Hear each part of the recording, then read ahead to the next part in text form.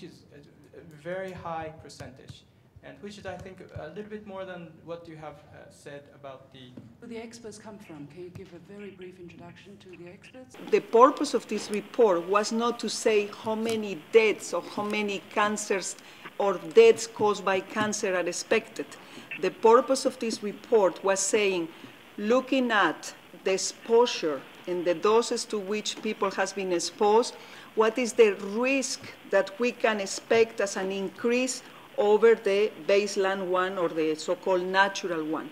And I think this is more human than trying to predict how many people will die from cancer.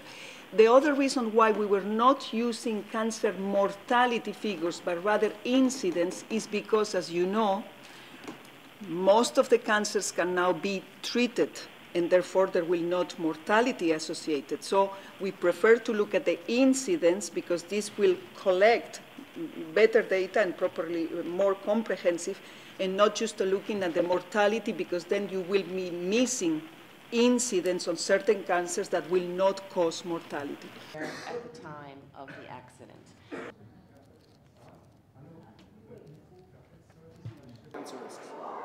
What the report shows that for the most part of Japan, there is no increased cancer risk expected as a consequence of the Fukushima accident.